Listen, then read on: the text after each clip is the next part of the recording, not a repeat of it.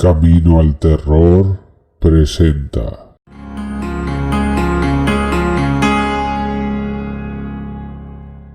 Las historias de asesinatos horribles son noticia frecuente en los informativos de todo el mundo. Lamentablemente, Asia no es inmune a este tipo de incidentes. Por el contrario, el continente ha generado una gran cantidad de historias de asesinatos que parecían increíbles, pero que sucedieron en la realidad. Dejemos a un lado los casos más conocidos y sumerjámonos en algunas de las historias menos tratadas que te dejarán preguntándote cómo nuestros semejantes pueden ser tan malvados. El 1 de abril de 2012, un terrible crimen afectó a la ciudad surcoreana de Suwon. El perpetrador, un trabajador inmigrante chino-coreano llamado Bu Yuan-chung, secuestró y mató a una mujer de 28 años dentro de su casa. Cuando la policía llegó para detener a Bu, descubrieron que el cuerpo de la víctima había sido cortado cuidadosamente en casi 400 pedazos. Se generó una protesta pública contra la policía después de que los hallazgos revelaran que no había respondido rápidamente a la llamada telefónica de la víctima para pedir ayuda y que le había llevado medio día encontrar finalmente la casa de Bu. Tras un juicio, un tribunal de distrito de Corea del Sur inicialmente condenó a muerte a Bu, creyendo que había desmembrado el cuerpo para vender las piezas. Sin embargo, un tribunal de apelaciones anuló a posteriori esa decisión y su sentencia fue conmutada por cadena perpetua. Esa decisión, que fue confirmada por la Corte Suprema de Corea del Sur, desencadenó una serie de protestas nacionales pidiendo la imposición de la pena de muerte. Aunque sigue siendo legal, la pena de muerte no se ha aplicado en Corea del Sur desde 1997. Este incidente, que ocurrió el 1 de febrero de 2011, involucró a un mendigo indio con una mano y reincidente, llamado Govindachamy, agrediendo y violando a una mujer de 23 años llamada Sumya. Viajando juntos en un tren por la noche, Govindachamy intentó robar a su compañera de viaje en un compartimento desierto. Cuando Sumya se resistió, Govindachamy golpeó su cabeza contra una pared y la arrojó fuera del tren. Él mismo saltó tras ella y caminó hacia donde su cuerpo medio muerto yacía inmóvil junto a las vías. Luego la arrastró a un área boscosa cerca del ferrocarril y la agredió sexualmente. Sumya sucumbió a sus heridas mientras era atendida en el hospital. Poco tiempo después, las autoridades arrestaron a Govindachamy y entregaron su caso a un tribunal de vía rápida que lo declaró culpable del atroz crimen y lo condenó a muerte. Posteriormente, un tribunal superior confirmó el veredicto después de que él intentó apelarlo, afirmando para dicha confirmación que su acto era repulsivo para la conciencia colectiva de la sociedad. Una historia de violencia especialmente apasionante que sacudió a Taiwán se produjo durante el infame asesinato de Pai Xiaoyan, el 14 de abril de 1997. Una pandilla liderada por Chen Qinxin, Lin Chun-sen y Cao Tianmin secuestró a la estudiante de 17 años e hija única de la celebridad local Pai Pingping mientras caminaba hacia la escuela. Luego intentaron rescatarla por la friolera de $5 millones. Debido a la amplia cobertura de los medios, cambiaron el punto de encuentro varias veces, pero nunca aparecieron. En un momento, incluso le enviaron a Pai el dedo amputado de su hija y una foto de la niña semidesnuda atada como una espantosa garantía de que la víctima aún estaba viva. Sin embargo, eso resultaría mentira, ya que las autoridades que encontraron el cuerpo mutilado de la niña en una zanja de drenaje durante la última semana de abril declararon que es posible que ya estuviera muerta durante las negociaciones de rescate en curso. En consecuencia, el pueblo participó en una protesta masiva contra el gobierno y la policía por no rescatar a la víctima. También condenaron a los medios, diciendo que su cobertura innecesariamente agresiva contribuyó a la muerte de la niña. Más tarde, una persecución a nivel nacional vio a dos de los cabecillas suicidarse antes de que pudieran ser capturados. El tercero, Chen, fue detenido y ejecutado en 1999. Aunque su reinado de terror duró solo 3 años, Jiang Xinhai compensó la falta de tiempo matando a una cantidad increíblemente grande de personas, asegurando así su infamia como uno de los asesinos en serie más prolíficos de China. El vagabundo y delincuente habitual comenzó su ola de asesinatos en el año 2000 después de cumplir condena en un campo de trabajos forzados por cargos de violación. Sus víctimas generalmente eran agricultores y aldeanos que vivían en áreas rurales. Después de vigilar la casa de su objetivo, entraba de noche y asesinaba sin piedad, incluso a veces a sus familias, con martillos, palas o hachas. Yang repitió su modus operandi en 4 provincias, lo que provocó la muerte de más de 60 personas. Su espeluznante carrera llegó a su fin cuando las autoridades finalmente lo atraparon en 2003. Un tribunal condenó a Yang por los asesinatos y lo ejecutó el 14 de febrero de 2004.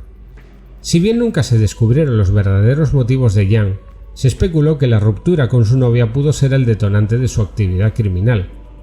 O simplemente, tal vez en realidad solo era un psicópata trastornado que disfrutaba matando.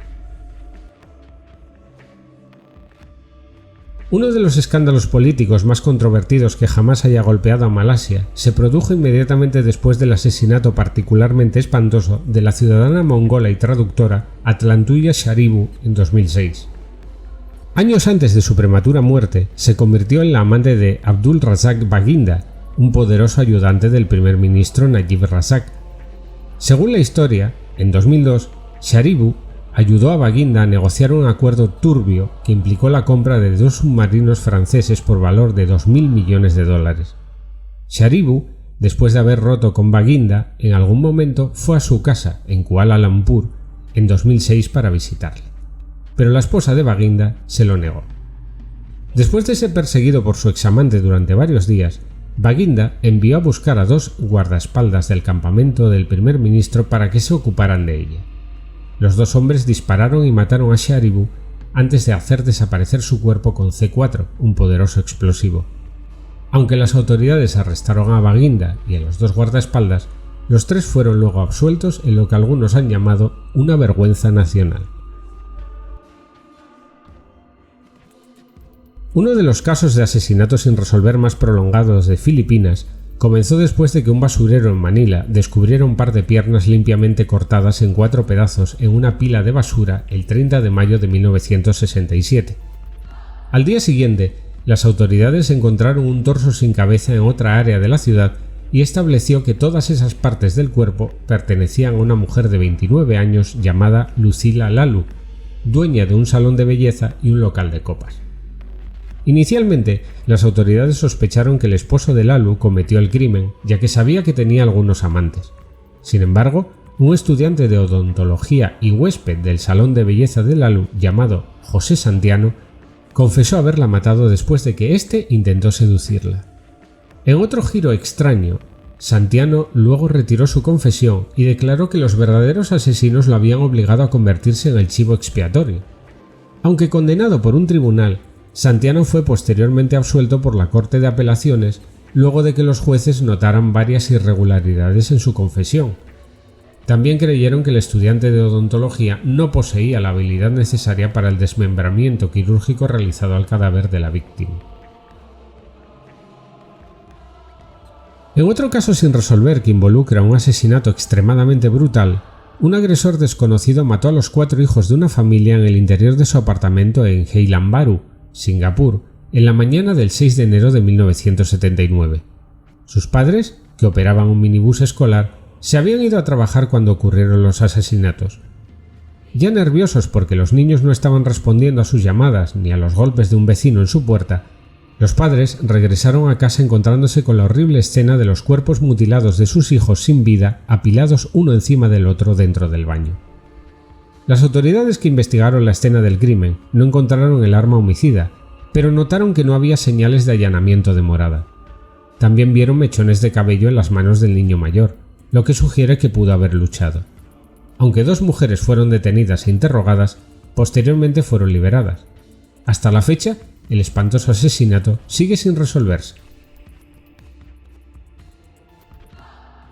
Este incidente puede ser una de las pocas veces en la historia en que realmente tuvimos una razón para apoyar un juicio por brujería. En julio de 1993, la médica bruja de Malasia Magna Ismail, su esposo Mo Afandi Abdul Rahman y su asistente asesinaron brutalmente a un político que había buscado su ayuda para impulsar su carrera. Popularmente conocida como Mona Fandey, durante sus días de gloria como cantante y bailarina, Ismail se convirtió más tarde en médica bruja y consultora de famosos. Uno de ellos sería su desafortunada víctima, el asambleísta estatal Maslan Idris. Después de que el trío convenció al político de que se acostara y cerrara los ojos para un ritual dentro de su casa, le decapitaron y mutilaron su cuerpo cortándolo en 18 pedazos. Luego le enterraron en un hoyo cercano. Previamente tomaron su dinero y se fueron de compras por Kuala Lumpur. 2 años después, un tribunal los declaró culpables del asesinato y los condenó a muerte. Los 3 fueron finalmente ahorcados en noviembre de 2001 sin ningún signo de arrepentimiento antes de su ejecución. Como algo sacado directamente de una espeluznante leyenda urbana, 3 gánsteres de Hong Kong, Chan Man Lok, Leung Shin Cho y Leung Wai Lung, metieron el cráneo de su víctima dentro de una gran muñeca de Hello Kitty. La víctima era Fan Man Yi, de 23 años, que había sido secuestrada en marzo de 1999 por una disputa financiera. Durante más de un mes, los pandilleros torturaron a Fan con regularidad, golpeándola con barras de acero y vertiendo plástico caliente sobre sus extremidades. Después de que ella sucumbió a sus heridas, los gánsteres se deshicieron de su cuerpo desmembrándolo e hirviendo los pedazos. Hirvieron la cabeza mientras cocinaban fideos en el quemador contiguo e incluso usaron los mismos palillos para revolver ambos. El espantoso asesinato solo salió a la luz después de que una de las novias de los gánsteres, que también había participado en la tortura, reveló todo a las autoridades después de que ella experimentó pesadillas por el incidente. Posteriormente, la policía arrestó a los 3 y un tribunal los sentenció a todos a cadena perpetua sin derecho a libertad condicional durante 2 décadas. Nadie debería tener que sufrir tanta depravación como la experimentada por la estudiante japonesa Junko Furuta. El 25 de noviembre de 1988, 4 jóvenes secuestraron a la muchacha de 17 años mientras caminaba en dirección a su hogar desde el instituto y la mantuvieron retenida en una de sus casas.